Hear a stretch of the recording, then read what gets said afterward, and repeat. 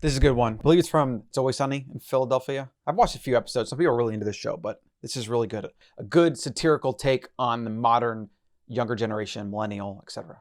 This generation is more socially active on both sides of the aisle, so this time I engaged. I mean, don't you agree? Yes, we need to allow others a chance to speak for once. Well, yes, but even by saying allow, you're implying that you have all the power. But I thought you were saying I did have the power. Are you twisting my words? No, I'm just trying to understand what the hell you're talking about. I can't follow. See, this is exactly what old people always do. Old people? Uh-huh. I'm 26. But my rational thinking and my desire for an open dialogue were a dead giveaway. Dead giveaway. It was all starting to make sense. See, this generation doesn't even understand half the shit that they're saying. Yes. They aren't more ethical than us. They just want to be perceived as such. And who could blame them? I mean, they've spent their entire adult lives only 280 characters away from being tweeted into oblivion. Either way, I took a new tack.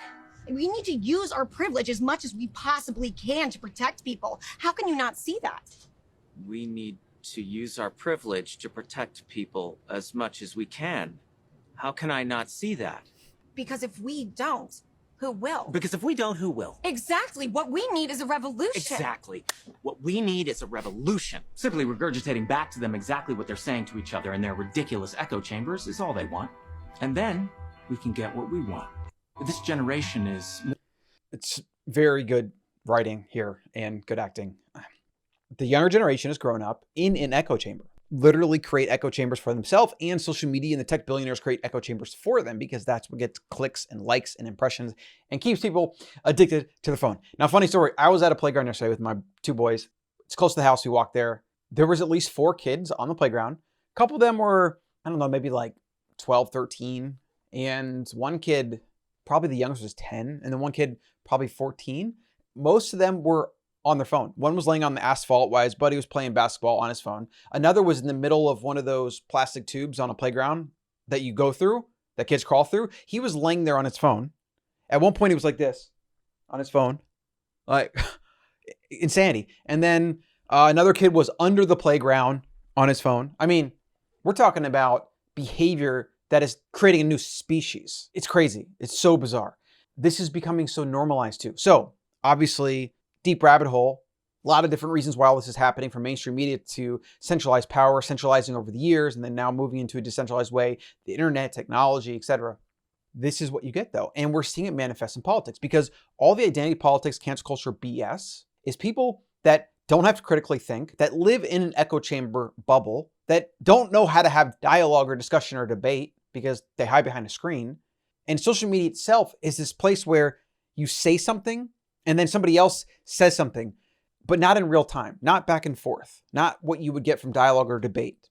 It is, I post something like a video or response or comment, and then this person posts a video response or comment, and they're completely separated by time, distance, and the inability to converse, which would actually be productive.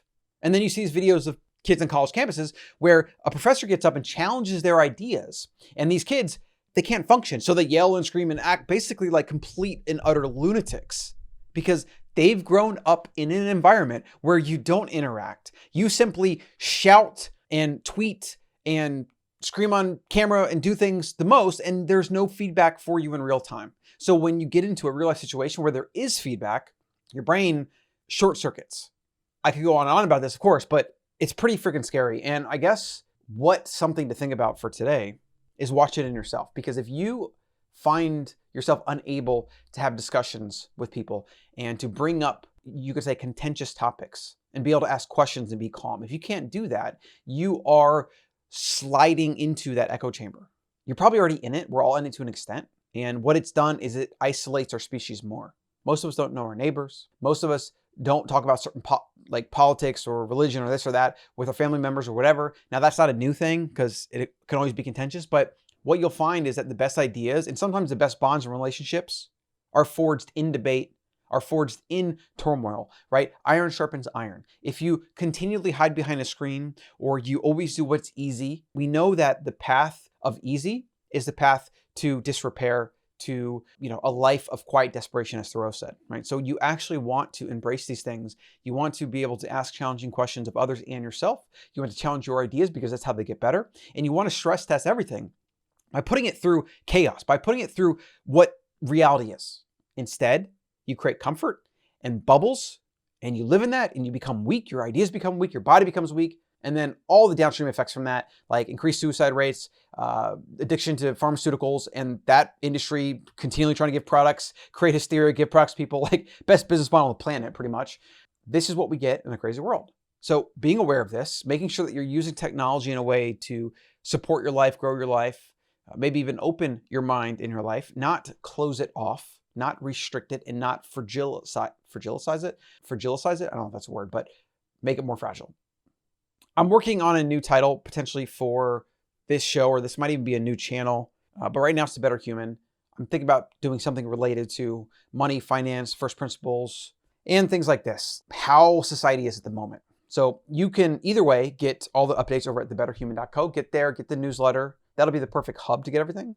And then hopefully I'll see you in the next video.